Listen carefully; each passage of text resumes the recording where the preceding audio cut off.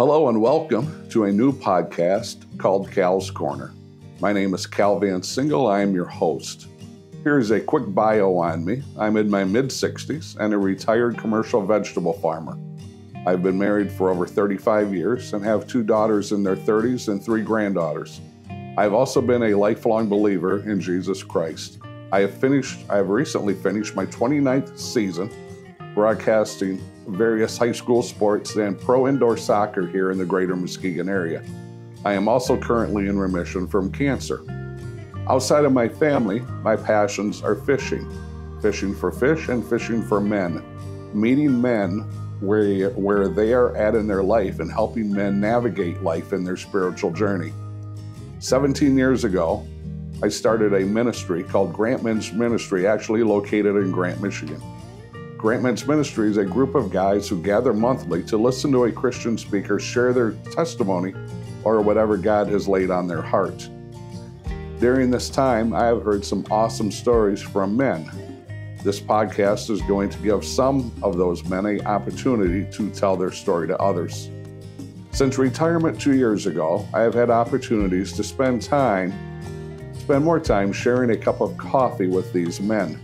Most mornings, you will find me sitting in a local restaurant, sitting in a corner, figuring out the best way to serve God that day, and drinking a cup of coffee.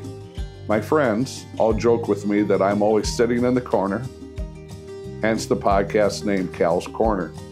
I was having doubts of starting this podcast, but God provided everything to do this.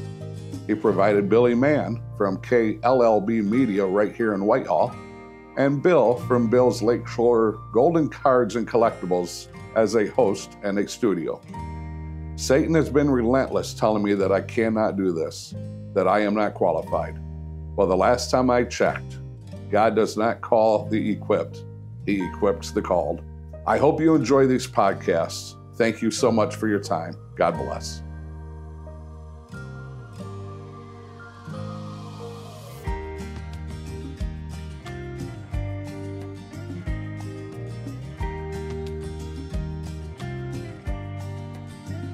Welcome in, everyone, to the first ever podcast of Cal's Corner. I'm Cal Van Single, your host. Our first speaker ever is Dan Rohn from Muskegon, Michigan. And Dan grew up in Orchard View, graduated from Orchard View Public Schools, and then he went on to Grand Valley and then turned into an extremely successful coach. And we'll talk about your coaching here down the line. But first of all, welcome and thank you for being the first ever. Appreciate you coming in.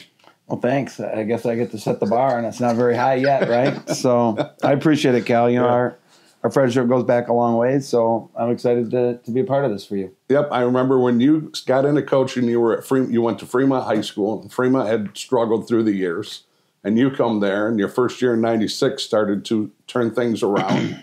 I was broadcasting at that point with John Russell, WSHN. And in '97, you started to really make traction. And we had a mutual friend, and I reached out to him and said, I would like to have a cup of coffee or a beverage with you. You had said yes. We met in the Depot restaurant in Grant in the fall of 1997, and I still remember that. I remember leaving there going, wow, this kid's special. At that point, you were probably in your 20s going, wow, this kid's special. And I knew you were going to do great things, and you certainly have. You know, in your career, whether it's in the private sector or the coaching sector, you've just been amazing at what you've done. Well, I've appreciated our friendship over the years, and you've introduced me to a lot of people. You've also been a mentor and like a brother to me, so I've appreciated it. And you're right; it was a long time ago back at the Depot, but the Depot's still there, Fremont's still there. Matter of fact, it was on my mind today, so. It's exciting to see where our lives take us and the paths take us, but, our grassroots are who we are. That is correct, yeah. So let's go back to the early days of Dan Rohn. What are some of your earliest memories of growing up over in Muskegon? I love Muskegon, and Muskegon's been great to me. I had a tough childhood. It wasn't easy, but I think those things kind of make us who we are, and my sisters, and my mom passed away when I was young, 17 years old. And she battled cancer all her life, but she never let anybody know. And she was strong. And, So I just have so many things. Two of my best friends, Dan Holt, Craig Schultz, from Muskegon, we talk, almost every day. And, it was just an opportunity for me to grow up in a place and develop and kind of start to mold the person I've become. And I've never hid the fact that I'm from Muskegon. I've never, I've liked it because I think it's created me. And I think I'm pretty strong and pretty tough and been able to get through a lot of things because of that upbringing. And, just coming here to Whitehall today where we're doing this, I did a lot of work with my dad in Whitehall when he owned his excavating business. People don't know about this, but I could drive a dump truck, a tractor, a bulldozer, a backhoe, and I've drove them right through this downtown Whitehall. Yeah. We tore down houses here. We poured cement. We put in septic systems, and that was part of my college, getting me through college. And all those things have molded me and created a person who's not afraid to work hard and be successful. So tell us about some of your high school experiences. I didn't play high school football as a freshman. I still played in a youth league for a guy named Butch Romans. Butch Romans is someone who I have a ton of respect for. But then I started playing high school football as a sophomore, and kind of really took off for me. And football was always my life. It was just who I was. I mean, from youth football at East Muskegon Youth Football Club, going to football games, going to high school football games as a 6, 7, 8, 9, 10-year-old and standing there. And I was probably one of those kids that didn't really play football on the hill or go throw it around. I actually watched the game, and Cardinal Stadium was important to me, and Orchard View was important to me, and I used that life to get me through a lot. So, like I said, my mom passed away November 15th of my senior year of high school. Yeah, and we're both big deer hunters, so that day is important to both of us. I haven't hunted in a long time, but it left a mark on me, and then I had to develop a relationship with my dad, who we weren't really close with. But John Shillito was a coach of mine. I've had so many great coaches growing up, and going through Mike Henry, Lapa Marta. There's some good guys that they're old school, but they worked hard. Tom Stribley, and so I played football and baseball, and a little bit of even wrestled a little bit, and even tried my hand at basketball some. Wasn't very good at it, but I wouldn't trade my time at Orchard View, and I think a lot of people sometimes wish they had grown up different or in a better place. I don't. I think that way of growing up made me who I am. Gotcha. Tell us a little bit about your mom. I know that you would come up to the farm and hunt on opening day. You would hunt for 3 or 4 hours. You would leave. You'd go to the cemetery on that day, and then you would come back and hunt again at night. And tell us a little bit about your mom, because I know she was very special to you. Yeah, she definitely is the strongest person I've ever known.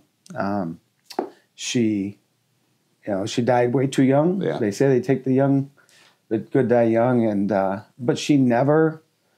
I just remember never really knowing how sick my mom was, because she was so strong that she just wouldn't let us know, wouldn't let us kids know. And, I regret some things, like anybody does, of not sitting down and talking more or having, more memories. But, when you're 17 years old, you're not really very smart, to be honest with you. I work None with of us are. I work with 17-year-olds all the time. So, I miss her every day, think about her a lot. I wish my kids could have met her, Yeah. So that's tough, but incredible woman. They call her Lulu, Mary Lou. And my aunt, who's still her twin, who I'm actually going to go see when I leave here today, still keeps our family, tied together. And my 2 sisters I'm close with, I talk to every week. So, thankful for the 17 years I had with her, but it definitely wasn't long enough. Yeah, and like a lot of young men, you're not always close to your father growing up. I think you maybe got closer to your father later on in life. And a little bit about your dad. My dad, he was a tough dude. He could play sports, but he didn't play a lot of sports. He really wasn't into them. He was a softball type guy, and factory worker, but then opened an excavating business, and lived kind of a rougher life. But introduced me to hunting and fishing a little bit. And like you said, as my mom passed, my dad and I weren't very close. He didn't come to a lot of football games or basketball, baseball games. And, but after my mom passed, I moved in with my dad, and our relationship changed a little bit as I got through college, and then we grew a little bit closer. We did some work together, and I actually ended up buying his business for him, and then he ran it the last few years. So, that relationship changed and adapted a little bit, and, he passed a few years back, and, he, without being in my life, there's a lot of characteristics I carry from him, and I think that side of the family, my grandpa, who was an extremely successful business person in the Muskegon area for a long time.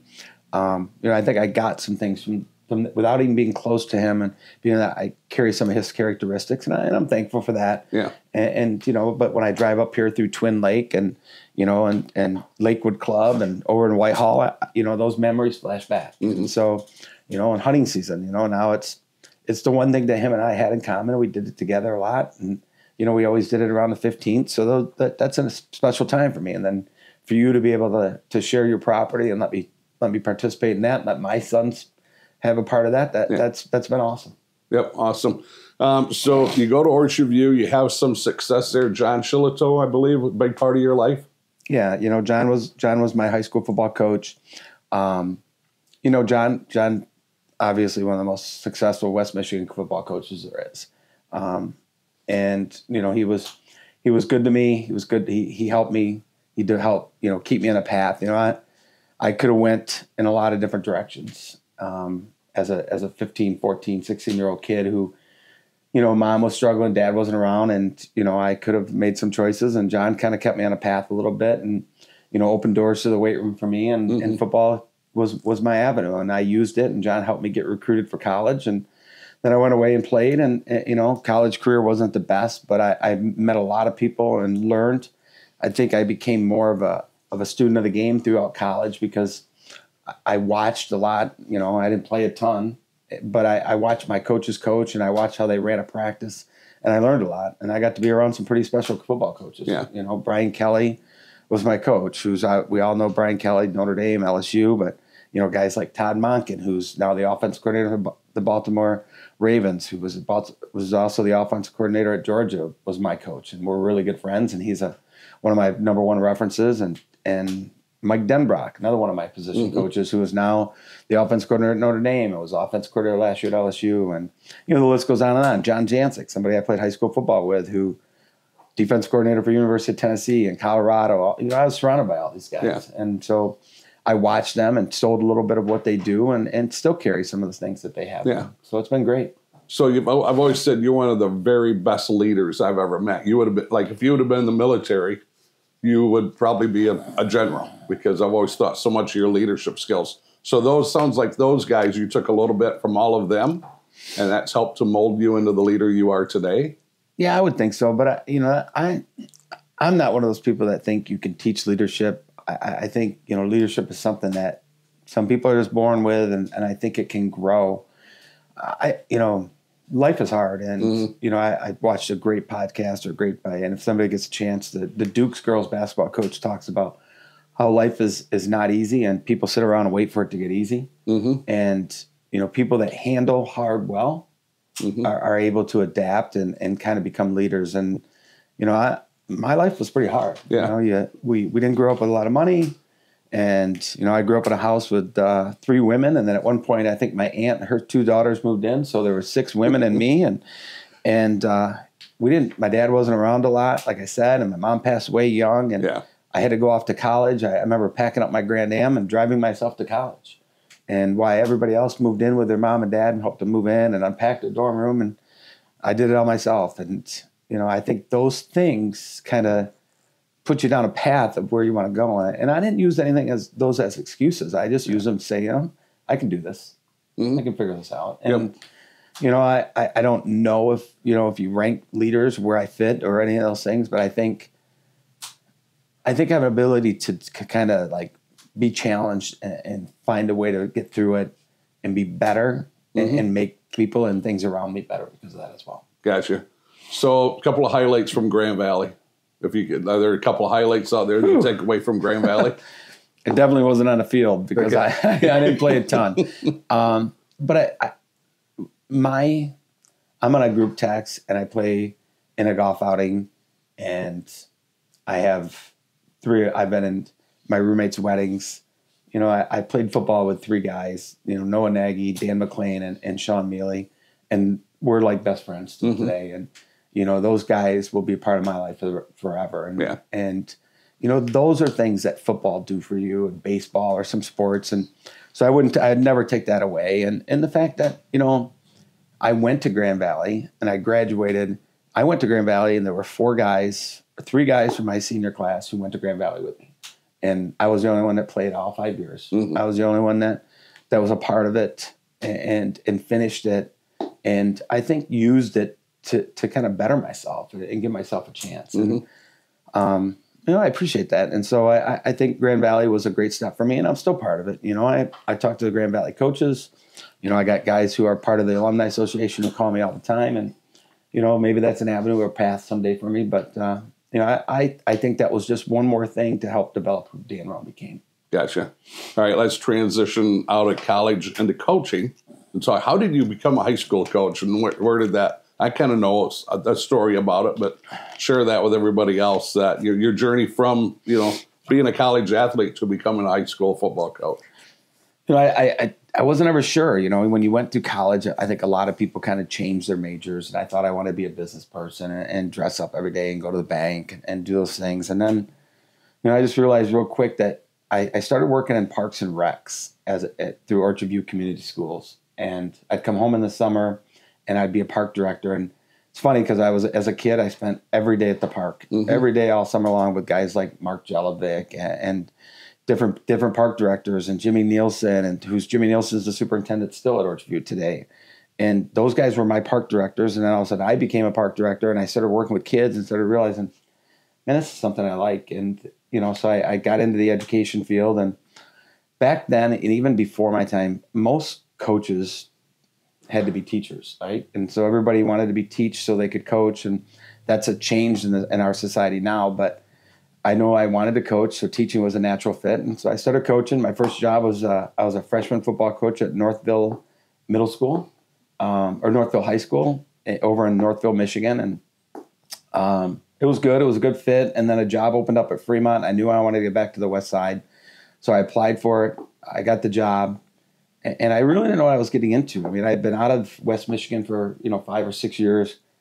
I played against Fremont High School. Had a lot of success against them. I didn't realize I had a lot of success because they just weren't very good back then. And I remember coaching my first game at Fremont at Grant, and I was a defense coordinator, and we won the game, and we were riding the bus home, and I'd never seen kids act like this, and people. And I said to the head coach, I said, "What is going on?" He goes, "I think we just broke like a 30-game losing streak." And I said, "Are you serious? We're that bad?" And I didn't even realize it. And I just don't think, I think you can win anywhere and you can compete as long as you do the right things. And so, we had some fun. We won a few games that year. And then I remember about 3 weeks into the season, the offensive coordinator got sick. And I was, 26, 27 years old. And I was calling offense and defense in the Seaway Conference against Reese Puffer, Fruitport, Orchard View, Spring Lake, some of the best. Talk about coaches. You got Denny Barnes who was over there. Pete Kuchis had just left, and Steve Wilson and John Shillito. And I'm calling offense and defense against these guys, and I was kind of a little bit big for my. I don't want to say I was cocky or arrogant, but I was I wanted to win and compete so bad. I forgot I wasn't the one out there playing. And so, you got to kind of separate yourself as you grow up a little bit as a coach. So I'm sure I burned a few bridges with my attitude and a little bit of yelling at referees or whatever it was back when I was young. But you grow and you learn some of those things. And so then the head coach stepped away and offered me the job. I became the head coach, and, we had some success. It wasn't easy. Went through some highs and lows, but, I think when I started at Fremont, they were averaging 1 win a year. And I think now when I left, we were somewhere averaging between 6 and 7 wins a year. And we were making the playoffs every year. And we had some great kids. I just saw on the news today, Rebel Smith and Future Farmers. And I told Lindsay, my fiance's son, Cade, that quarterback threw 28 touchdowns in 9 games. And we were a team that threw the ball all around. And dude, you talk about a kid that I think if anybody saw Rebel Smith and knows what he does for a living, would be like, he threw how many touchdowns? Yeah. He was special. We had some good times, and just kind of took off from there. West Catholic was my next stop. obviously had some success there, a ton of success, was able to coach my stepson and my son a little bit. And, we won some state championships, and then I had an opportunity to go up and work with Tony. It was interesting getting the feel for the college atmosphere a little bit. And, maybe I could see myself doing that, but, I'm more of a head coach and I want to run my own program. I want to do my own things. But I appreciate for Tony giving me the opportunity to see it. And, maybe that might be a calling for me again someday. Yeah. But then the De La Salle job opened up, and I always said I've only taken a high school job where the community and the people are highly committed. And we've got some really committed people and dedicated. And so now we've had some success over there. Yeah, I want to back up to Fremont. I remember the day, because John and I were calling a lot of your games back then because you were winning. That's something that Fremont didn't do. And they haven't won at that level since you've left. I think they had 1 year where they were in the playoffs there. And I remember you were bigger than life in Fremont. I mean, you could have run for mayor. I think maybe the only person more popular in Fremont than you was maybe John Mellema. And I know John had a big part of your life also. That's a fact. And John Mellema is Fremont. If they were to build a statue of him, of somebody, I'd be the first one to donate to that for John Mellema. And I love him like a dad. He treated me like a son. I've learned so many things from John Mellema. Just little things. Like I give a perfect example. The other day I was walking down the hallway with an alum, and I stopped to pick up a piece of paper, and he looked at me and goes, "Not many people do that." And I said, "Well, I learned that from my first principal, John Mellema. I remember we were walking one time when he stopped and picked up a piece of paper, and he didn't have to do it. We have custodians, we have maintenance people do it, but he knows it's part of his job and his role to make the school the best it can be." And I've always taken that with me. And, people don't know this, but John's done so much for me on and off, in and out of the classroom, on and out of the school. So love him like a father. Anytime I get up to Fremont, I stop at their nursery and get the biggest hug, and we have great conversations. And there were some great people. Denny Hamner was really good to me up there, and Jan Cardis, and some of my coaches, Kenny Haggart, God rest his soul, Mark Houston, God rest his soul, two great coaches that coached with me, Dave Dirks, who's Dale Bacon.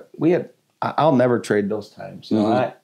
Dan Holt, who was one of my best friends from high school, lived in Spring Lake and drove to Fremont every day to coach football with me. Yeah. Because we had it rolling and we were having fun with it. And, we weren't perfect, but we took something and we took it to another level, and I'm proud of that. Yeah. And excited about where we took Fremont. Yeah, I want to share something with you. There's not a 20-year-old man ever that hasn't made mistakes when they're in their 20s. You ask a 20-year-old guy, take a guy like Cookie, I'm 65. What would you have done different when you were in your 20s? I would say, okay, how much time do you have? Yeah, exactly. How many cups of coffee can we have here? So I know you beat yourself up over a little bit, but none of us are perfect, especially because your mind's still growing, you're maturing, you're getting older. And you're just figuring out how to do things, a little differently. Yeah, and we talked. I know we talked a little bit this week, and one of the things when I was looking through some of the notes we had, what would you change a little bit, or what would you do a little bit different? And I think most of the time, you think of when you're having success and you're working hard and you're doing things, I would try to do a better job of not self-inflicting wounds. I mean, I know we all make mistakes, but you've got to be smart enough and to say, okay, if I did this, I did it. How do I own up to it? How do I become better from it? And I've never ran from a mistake I've made. If I made it, whether a drunk driving or a mistake, the way I talk to a kid, or if I made a mistake with a parent, or if I made a mistake with my wife or fiance or my kids, you apologize for those things. You learn from them and you try to be better. And that's always been my philosophy is, listen, I made a mistake. I'll be the first one to admit it. And I want to be better because of that mistake. Yeah, and I've always admired that about you. So thank you. You leave Fremont, you go to West Catholic and have really unparalleled success there. What are some of the things you learned when you were head coach for the Falcons? I think I took a lot of the things we did at Fremont with me. But I learned a lot more about developing a process. My first 2 years at Fremont, the first year I was there, we went 12-0, and we lost to Menominee. And I was like, oh, this is easy. I got this. And then the next year, I thought we were a good team, and we went to Oak Ridge, and we got embarrassed in the second round of the playoffs. And I'm like, okay, something's not right here. And so I challenged my staff to go out to other programs. And at that time, Rockford had it rolling with Ralph Munger. Pete Sturzman had it rolling at East Grand Rapids. Zerwan had it rolling at Catholic Central, and Tony Anise was doing a good job at Muskegon. And I sent my staff out to all those programs, and we all watched them for a couple of days, and we came back and we met. And I'm really superstitious, just like most athletes are. I mean, I wear some of the same things. I do the same thing on game days, but I said, you know what? I think we got to do something different when we get to the playoffs. So I kind of developed a new process, and now that's become my thing. Is like I talk about it, and I've done I'm getting into speaking more and more. And I think whenever you do anything, no matter what your job is, whether you're a mortgage person, a farmer, a football coach, somebody who wants to develop podcasts or whatever it is, you've got to have a goal and a process of how you're going to get there and develop that. And I didn't do that when I was young. I just coached by what I knew, and we changed things. But I developed a way of how we're going to work in the off season, how we're going to work in the summer, how we're going to handle the regular season, and how we're going to handle things in the playoffs. And that kind of was a big thing that turned the corner for me, I think. And now, since then we've had a lot of success, especially in the postseason. I'm somebody, and some people may not like this, but the regular season, I like the regular season, but I use the regular season for one thing, and that's to figure out who we are. Yeah. So when I get to November, we're the best football team we can be. Mm-hmm. And you've had a lot of success in November. Yeah, it's helped us. We struggle early in the season at every place I go to, which is fine with me. But you're right. We've gotten to the playoffs, and we've been really successful. I think last year, one of my coaches sent a stat around in like the last 10 years that I've coached high school football. I've been to 9 state championships. The only one I didn't get to, we lost in the semifinals to, Lansing Catholic. And I really think that process that we developed at West Catholic has worked. And now, winning, 4 state championships there, and then going over to De La Salle, where the program was a little more, it was established, and they had some good things rolling, but we kind of carried that over, and it's kind of been good for us. Yep. You take a 2-year hiatus to go to Ferris, work with Tony Anise and that staff, assistant head coach at Ferris. Anything you learned real quick there from your short stint at Ferris? Yeah, I did. Tony has a unique ability to really relate to his players, and Tony used the word love a lot, and I saw that, and I watched it from a distance, and it is. I mean, I've loved all my players. Rebel Smith, who I text today, and I could go through the list of kids that have played for me. The Dan Pittmans. You develop a relationship with those kids, and you mentor those kids, but you also have to teach them some things, and like hugging them and telling them that you love them and letting them know that you care about them is okay. And that's probably the biggest thing I learned from that process, watching how Tony interacted with those kids. Got to be hard, got to be tough with them at times, but you can do that because they know you care about them and you're in your corner. So I can remember when they introduced me at De La Salle, and I stood in front of I was in the gym, and there was about 400 or 500 people in the gym, and my press conference or meet the coach. I said, listen, I'm gonna coach your kids hard, but I'm gonna love them, and we're gonna use the word love. And we walked down the hallways today. I had a meeting with one of my players right before he left for spring break, who's been struggling a little bit, and he had a good season last year, but not the kind of season he wanted. And I said, listen, we can learn from it. I made mistakes last year. You made mistakes last year. Let's be better. Stood up, gave each other hugs, and I love you. Have a great spring break, and I'll see you when you're back. And I take a lot of that from Tony. And other people may say, well, I got his offense, or his X's and O's, but I guess that was a little bit different for me. That was a great learning tool for me. Yeah. Well, another person I can't forget, Jack Sugars was on that staff, and he's big on that too. And Jack and I had our run-ins as coaches against each other. I mean, my last high school football game as a player was against Jack Sugars. Of course, I beat him when we were at Oak Ridge. And then Jack's last game coaching, he was a coach, and I was at West Catholic. And so, there was some competition there. Yeah. But then we went to Fremont together, and we developed a relationship, and I think we both saw a different side of each other. Gotcha. Instead of two dudes that were just across the field trying to beat each other up and win games. Yep. And so I learned some of that from Jack too, the ability to, love your players, hold your players accountable, be tough to them, but also have a relationship with them that, goes way beyond just coaching. Your relationship as coach, I mean, against each other is totally different what it is now, kind of. 100%. I mean, I wouldn't say we hated each other. And I would, if you asked me if there's anything I would change about coaching today, I would wish that coaches could when I coach against you, I want to beat you. But the minute the game's over, I want to do anything I can help you to help your program be better. And I think that's gone from the coaching circles. Somehow that went away. Mm-hmm. And it's partly because it's such a competitive world that we live in. But I would do anything I could to, help no matter who we play. I'd like to see them be better. Now, not against us. Yeah. But, I'll share my secrets. If I have secrets, I want to steal their secrets. And to be honest with you, I don't know if there really is a secret. A lot of it's about hard work and putting yourself in a position to be successful. Mm-hmm. But, yeah, you're right. I mean, those are changing relationships. Yeah. Yep. I believe like the Menominee coach, you beat them a couple times. And then if I remember the story correctly, the Menominee coach was on the bus on the way home and he called you and said, what do I have to do to be better? And you developed this relationship at that time with the Menominee coach. Is that, that's going back 20 years, probably, or 15 years. But is that somewhat of an accurate story? Yeah. And they were a great program, but they had kind of like slipped a little bit and did some things. And, there's a number of guys that we've had those conversations with. And I think coaches who really, really respect each other will sit down and open up and see those things. Nobody knows it all. I can learn something today from any coach, any place. And, I write things down all the time and I try to steal a little bit. But, we had those conversations and we still text. Like Joe Noah and I still text today. He's not coaching. I'm not coaching high school football, or we would never coach against you. I'm still coaching high school football. But, he texts me when we get to the playoffs and he says, I know your team will be there in the end. Mm-hmm. You always have them ready in November. Yeah. And, those things are important and those things are great. And, Matt Koziak, Mona Shores, or whether it's, Jared Hudson at Fremont, being able to text and communicate and help each other anymore is important. Yep. And yeah, you're right. Those guys go way back and it's important to have those relationships with them. Mm-hmm.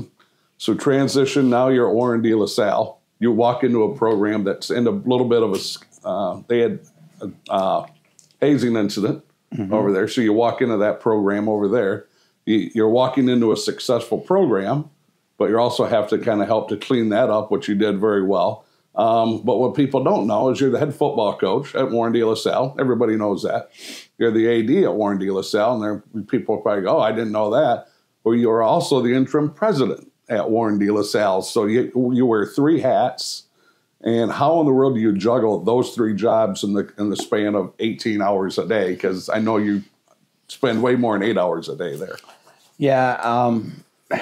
I think it's important, and I've said word process a couple times, and I am super structured when it comes to my day. And people make fun of me, but I start my day, or right before I go to bed, I make a list of things that I want to get done the next day and get accomplished. And it's important to me that I cross those things out. Yeah. And I think that keeps me moving, keeps me organized, and things always pop up. And someone calls, or a college coach stops by, or a player stops by, or a parent needs this. But, keeping yourself organized and keeping you structured there so you can get things accomplished is the number one thing. And, when I took the job at De La Salle, you're right, there were some concerns and there were some issues. And I remember the president of the school calling me. At the time, I was running a home healthcare business. Mm-hmm. I left Ferris to open up a home healthcare business. It was going really well.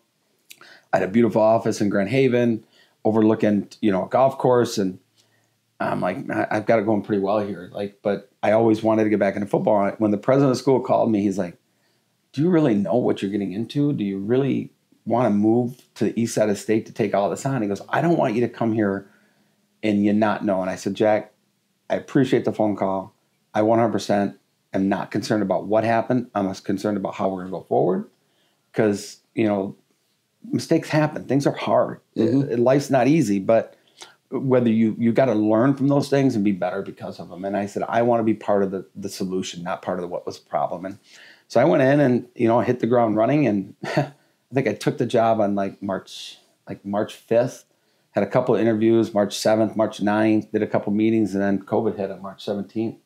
March 18th, the world closed down, and here I am going, oh, how am I going to do this? How am I going to start a program, interview people, get it rolling from West Michigan, because I couldn't look for an apartment. I couldn't find a place to live over there, and didn't really know what the job search was going to be like, what the final job. So there was a lot a lot of things, but, you know, I stayed true to it. I met with coaches. I did player meetings over Zoom and over the phone, and went over there as much as I could to try to get things rolling. And then we started practice and started rolling a little bit, and then they shut us down. Mm-hmm.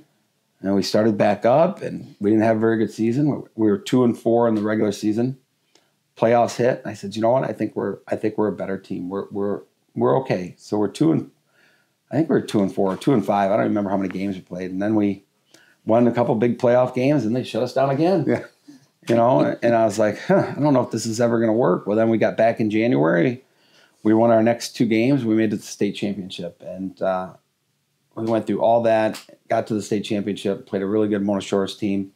You know, had our chances. Mm-hmm. Didn't play a perfect football game. I remember a really good friend of mine, Todd Conrad, who was actually coach for me.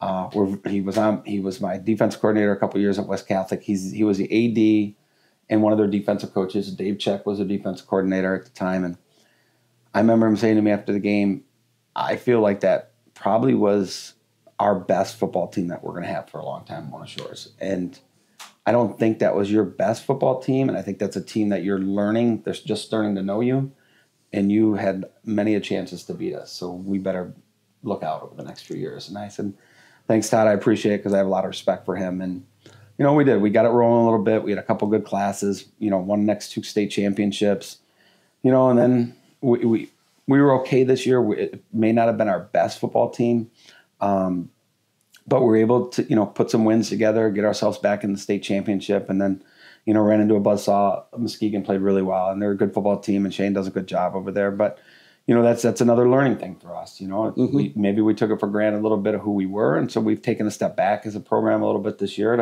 to reevaluate. And, you know, now we're looking forward to going into year 5. Yeah. And, you know, the ultimate goal is always to win a state championship. But personally, I want to make sure that the kids in my program have a great experience, they enjoy themselves, and they take things away from that game. And, you know, I love mentoring coaches. I love teaching coaches. So that process for me is bigger. And, you know, each year I walk into the season, what's so exciting is every year is different. Some people have a job where things don't change all the time, but Mm-hmm.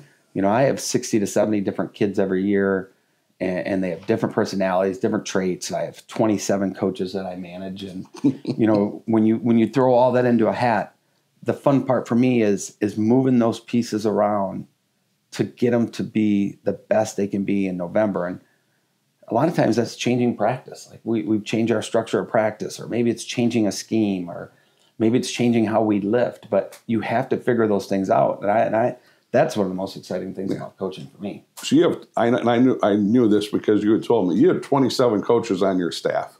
Yeah. You have 27 dudes. A lot of them have played at the highest level. Yeah. How do you manage, you know, guys who have played in the Big Ten? You have a guy on your staff who was the New York Giants linebacker coach last time they won a Super Bowl. So you have guys that are successful. How do you manage all those guys, get all those guys to come together for the, you know, for the common good, for lack of better words? You know, I think the most important thing for me is loyalty. I'd rather have a coach who's never coached a down of high school football, who's willing to come into my office, sit down, and be loyal to my school and program. Mm-hmm. And I'll help develop him and teach him as a coach. Now, having coaches that know a lot about the X's and O's and a lot about the game is important at our level. We have to have it. So as much as I love those guys, I couldn't have 27 of those guys because I just couldn't do it. I got to have guys that know the game of football and can coach. They have to know that I'm loyal to them too, that I'm going to help them and support them in any way they can. They're also going to know that I try to manage every little thing so my coaches can coach. Okay. And I run a very detailed, organized, structured system. Yeah. So when we have our off season, everybody knows where they need to be. Our in season, our parents, our kids. And so coaches appreciate that. They know when they show up at 2:45 or 3 o'clock, what they have to do from 3 to 5:30, and then get loose, go home, and be with your family. Mm-hmm. And, you know, I don't know if I understood that as a younger guy, but I do now. Like, you know, I'm going to get 2 to 3 hours out of you a day. I need to make sure they're quality and the kids get everything we can get. And then you need to get home and spend time with your family and relax a little bit and put football away. So I have a question on here I'm going to ask you in a moment. But one of your coaches gave you an incredible compliment. And I don't know if you know this, and I don't think I've shared this with you yet. One of the questions I'm going to ask you in a minute, what's the best compliment you've ever received? So last year in the semifinal weekend, I drive down to Detroit, and you must have told your coaches I was coming, because they were all like just super nice, and they were all walking up and, saying, who are you? Or, they're not going, what are you doing here? They're all like, oh, you're friends of Dan. And so they were, I was visiting with your coaches, and the one coach I visited with the most probably was your coach that coached for the New York Giants, the linebacker coach. Bill Sheridan. Bill Sheridan, who won a Super Bowl. Today he's down in Texas coaching. He's a defense coordinator for the USL team. Is he really? Yeah. Okay. So he says to me, I'm having a visit with him out on about the 50-yard line. And you were the field general that you are, and you had guys moving places and blowing the whistle, and kids were moving from drill to drill. And he goes, how long have you known Coach? And I says, a long time. I says, years and years. It's been a while. And he says, I'll tell you something about him that he doesn't realize, and probably a lot of people don't know. He said, I've been around a lot of coaches, great ones, and I've coached in the NFL, won a Super Bowl. He says, he pointed to you and he goes, so that guy there could be a general manager of an NFL team. That's how organized he is. And I said, well, I don't know he's organized, but I says, well, that's a pretty cool compliment to get from a former NFL Super Bowl winning coach, is that you could be a GM of a NFL team. So which leads me into this question, where do all your organizational skills come from? I think I had to be as a kid. People talk about this they ask me this a lot. And, when I was a kid, I'd lay my clothes out in the morning before I got up for school. And I had to be. I mean, my mom was working 2 jobs and my dad wasn't around. And so I had to take care of things myself from the time I was young, super young. And I think that just carried over. And, now that allows me to manage my time and stay structured. And it also allows me to manage my program in the fact that I don't waste time. Like I say 2 to 3 hours a day, and that's really not fair, because if we start practice at 4 o'clock, our kids are in their car by 6 o'clock. And I don't want to just stand around. I mean, I walk over to my JV practice, and if I see the JV football team taking a lap, I'd probably get more mad at the coach, because I'm like, you just wasted 5 minutes. Why are the kids running a lap? And he's like, well, they were messing around. I go, the reason they're messing around is because you weren't organized. Your practice wasn't detailed. You're failing the kids. And I just see that so much. I watch a Little League baseball practice, and I see 11 kids standing in line taking a ground ball one at a time. And I'm like, oh my God, there's so many other things you could be doing to benefit those kids and help those kids. So, that organizational structure, I think, is so important. It's such a missing trait from so many teams. Gotcha. So I'm going to transition now a little bit. So the last 2 schools you've been at, West Catholic, Warren de La Salle. I want to talk about your faith here a little bit. And forgive me for saying it this way, because I'm more Protestant. You kind of grew, you have I've had that Catholic faith for a long time. But I know that you've been close to some of the fathers or priests or bishops. I think now that you are friends with a bishop, if that's correct. Mm-hmm. Who are some of those guys who are some of the fathers that have helped you in your journey with faith? I think Monsignor Lou Stasker, who was at Muskegon Catholic for a long time, and then he was president at West Catholic. He and I had a great relationship. I could lean on him. We talked quite a bit, and we still do. I mean, we text a little bit now, and I get to see him. So there's just those different people like that come in and out of your life, and sometimes that's a friend like yourself. But, Monsignor was really close to me. And now over in our school, we spend a lot of time with the brothers. And so our school is organized and ran by brothers. So, I've been able to see both worlds. And brothers are our value, and what our school mission is we educate everybody. And, rich, poor, highly educated to the lowest education. And people think of Catholic schools and private schools have always been this elitist. Well, that's not really what our value is and what the LaSallian mission is. And so I've been fortunate enough to learn a lot of that. And, we don't have those schools on the west side of the state. We don't have a school that's led by brothers and LaSallian. So to be able to learn some of that and see how that changes and how that helps every school has been important. So, now I work closely with Brother Ken Kalinowski, who's our principal. But when we were going through, our brothers live right across the street, and they have a house it's paid for and taken care of by the school. And I stayed in that house for 4 months. I would go over there on Tuesdays, Wednesdays, and Thursdays, and I'd have dinner with those guys and get to know them really well, and got to see how they ran things. And they dedicate their life to educating young men, young people, and we need them. We need people like that in our life. So I've been fortunate enough to be around a lot of really good ones. So how about people in your life? I know you have the 3 stepsons and your 2 sons. Talk about those 5 young men, or your 2 sons.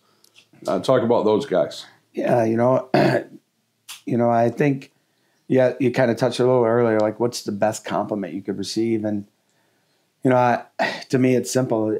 He's a good dad. Like I love when I see somebody. My son works at a meat market downtown, and I'll run into a lot of people who see him. Matter of fact, I ran into a guy yesterday who used to work for me at West Catholic, who was a maintenance guy. And he says, when I see your son, he's so respectful, and, you did a great job. You should be proud. And to me, that just, I bubble then. And, it's, I like anything, you probably regret some things that you probably should have done different, and maybe not put football first all the time, or work, and spend a little more time with them. But, Jack and Gabe, I think about them all the time. I try to stay connected with them. I try to reach out to them, and now they're 25, 26 years old. And sometimes I feel like when I'm calling them, I'm bugging them, but I guess it's how the boys are and kids are. So I'm proud of who they are. I'm hoping that they have their success in life that they find. They both walk their own walk, and if they haven't had it easy either, and I think that's okay because it makes them stronger. My sisters, who I mentioned earlier, Chrissy, who still lives here in Muskegon, my sister Sherry and Spring Lake, and I've been fortunate about 4 or 5 years ago to get to meet and build a relationship with Lindsay, and that's my fiance now. And if there's anybody who's more high strung, more organized, more type A than me, it's her. Really? And okay. She's probably one of the most successful people I've ever been around in my life, in that she does everything right all the time and for the right reasons. Like it's never for herself, or it's whether it's for her client or her kids or her sister or her dad or me. She puts everybody first. And so I'm exceptionally fortunate at 40 something years old, late 40s, to meet somebody like that, have that person in my life now. And so I'm excited about our future and where we're headed together. And, I'm excited about still being able to coach and do the things that I do. All right. Question time. Okay. So we already just kind of hit the compliment one. But just in case there's any more, what's the best compliment you ever received? You're going to go with the boys, with your sons? 100%. And now it's to carry that over. People can say you're a great coach or you do this, that. I would rather be a tremendous husband and father. Gotcha. I get that. I wear this band called Legacy with a cross on each side. And I've always said, I spoke to an FCA group last week, and I just said, if I'm remembered for farming, I failed. If I'm remembered for broadcasting, just wrapped up 29th year here in Muskegon area. If I'm remembered for broadcasting, I failed. I want to be remembered, where my faith and being a good dad. I want that to be the most important. So you can consider yourself a success. Thank you. So, okay, thank you. Appreciate that. So if money wasn't a factor, what would you do with your time? It's funny. I thought about that as this week a little bit. I'm really disappointed, and I think it's going to have a bigger effect than people realize of where sports are today. And I would hopefully be able to find a way to get this thing cleaned up, because I think it's going to start affecting youth sports and high school sports more and more, and that's a shame because we need athletics. Yeah, and I'm throwing everything in the mix, from NIL, transfer to travel sports. Like I throw all those things. I wish I had enough time, energy, and to be like, how can we get this thing back in the direction it needs to go? So kids are playing multiple sports. Parents aren't spending thousands and thousands of dollars, but it's just the direction we're going. But I would love to be able to person that could fix that. What's your biggest pet peeve? my biggest pet peeve is when people I don't know if this is going to come over, but I don't like when people complain and they're not willing to fix it. Like if there's a problem and you know it's a problem, quit complaining about it and roll up your sleeves and get to work. And it just drives me nuts to sit around an office. Or I just had a staff meeting with our leadership team, and I said, we're talking about our enrollment numbers being a little bit down. I said, this is the same conversation we've had for 4 years. We've got to stop having the same conversation and figure it out. So come back into this meeting next time and have ideas instead of just complaining. Yeah. What's one of your biggest challenges in life? My biggest challenge is just not to deter yourself, like myself. Like 90% of the time, I feel like the mistakes that we make, we self-induce. And I've been a big character of that. Like I think I could be in different places or maybe have different success if I wouldn't have made some of the mistakes I made. But I also think those mistakes help define me and help make me stronger and make me better. So it's kind of a double-edged sword. But I think, I don't want to say getting in your own way, but sometimes we get in our own way. Yeah. Yep. Most influential person in your life, and how did they impact you? That which might be hard because you've had a lot. Yeah. It's probably my mom, and there's different people at different times. It's definitely my mom because of how she handled everything. And I wasn't mature enough at 17 to see that. Yeah. But I think I am at 53 to realize that, she gave the ultimate sacrifice of being a mom and carrying the burden and the pain that she carried, and to give us everything that we could do so we could try to find success. And so I try to carry it. Now it's probably Lindsay in my life. Like to watch her, like sometimes I find myself staring at her thinking, I don't know how she does it, how she goes like this and works like this. And sometimes I'm jealous that she's able to do it and hold it all together. So I've been fortunate to have some pretty strong women in my life. Yeah. Yeah, that you have. Yeah. Here we go. What do people misunderstand most about you? I think people just see me as this lunatic that screams and yells on Friday nights at the officials and on the sidelines. And, I coach that hard, and I coach probably as hard or harder than a lot of people because of the effort I put in for these kids, and I want them to be successful. We work all year long for an opportunity to play 9 football games. And we put in and try to do everything we can to make sure that nothing distracts us from having success. And I get pretty frustrated if something goes wrong. And then I'm not perfect on Fridays either, or Saturdays or whenever we play the games. But I don't want to be known just as that guy. The effort and energy that we put in to be organized, to be structured, to give our kids the opportunity to be successful. But I think people just see us as this raging lunatic on Friday nights. And that's not who I am. I've known you since 97. See, you take 1 to 100. That guy on Friday nights is 1%. The other 99 is all the stuff behind the scenes that people don't see. So, you kind of get after it. I've been on your sidelines a few times and through the years on Friday nights, and like, wow. I've seen you go out on the field, like almost like to the hash mark, and voiced your displeasure a few times and gotten away with it.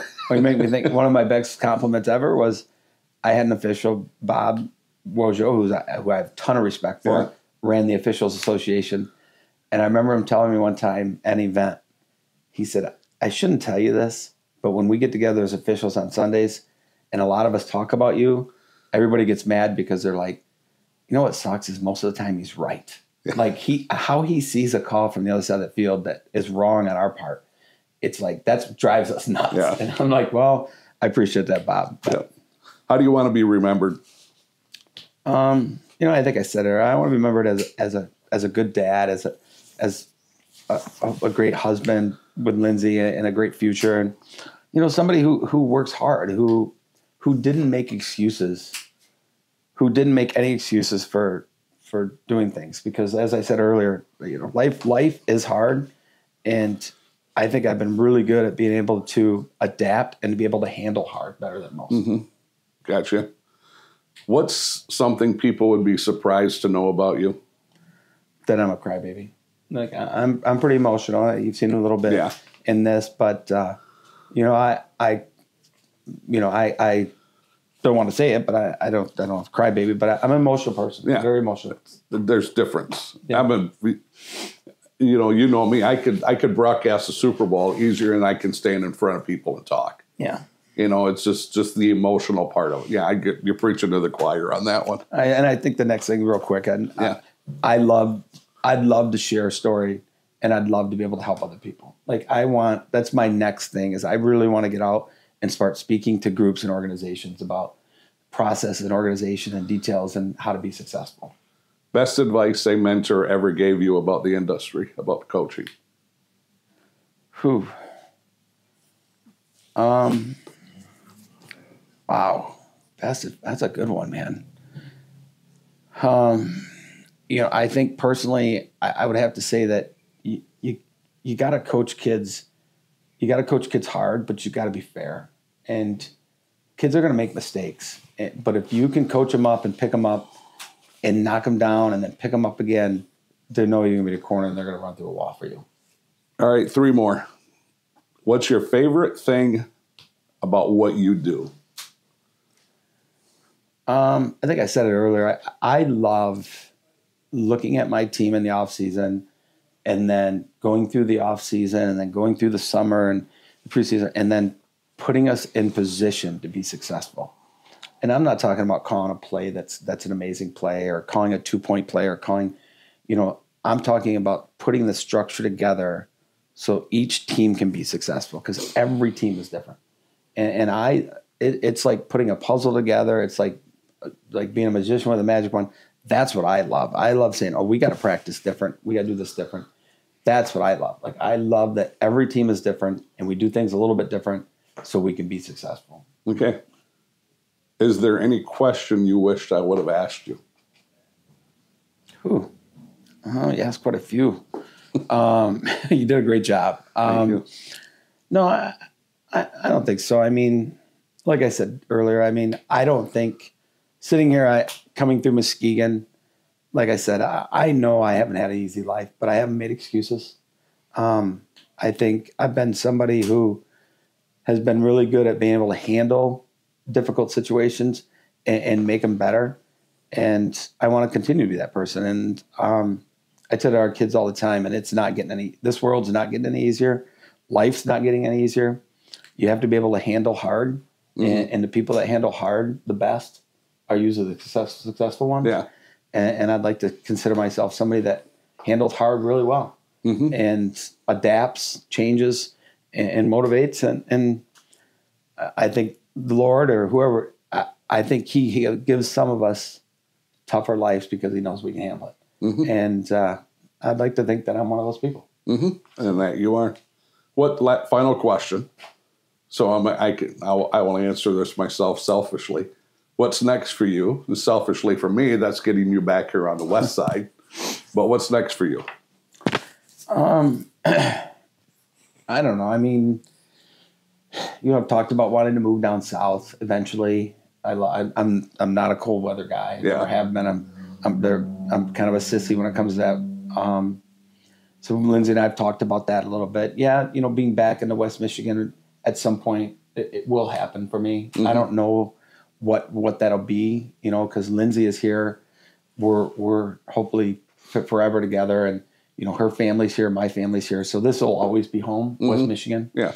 Hopefully we can fix the ship a little bit and win a state championship this year, and keep our school moving in the right direction. Mm-hmm. I know I'm in this interim president role for a while, and I'm working with another guy in the school, and it's really, they're not calling us president, but we're learning. So I'm continuing to add to my resume. Yeah.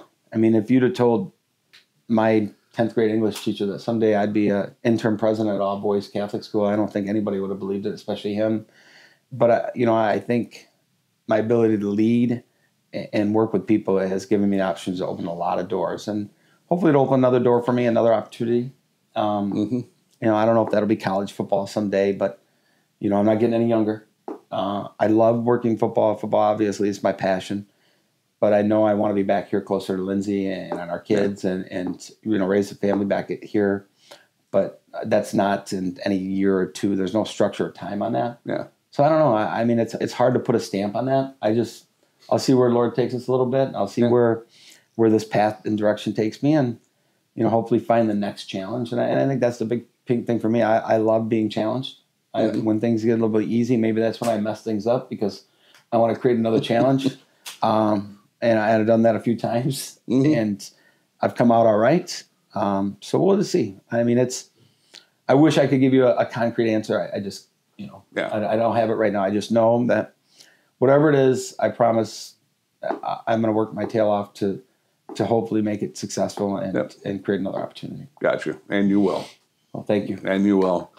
So that's going to kind of do it here for episode 1, first ever podcast, first one I've ever hosted. I don't know if you've ever been on a podcast before, but you set the bar high. But I knew you would. There was a short list. There was a very short list of guys that I wanted to do this. I've been kind of thinking about doing this. And there was a very short list of guys who I wanted to be the first one. And when I reached out to you right away and you said yes, and I went, wow, what a way to kick this off. So so that's going to do it from here. So it's episode 1 of Cal's Corner. So look forward to Billy Mann's going to get this produced for us. And Billy Mann here is KLLB Media here in Whitehall. And so look forward to episode 2. Thanks for your time. Have a great weekend. Bye-bye.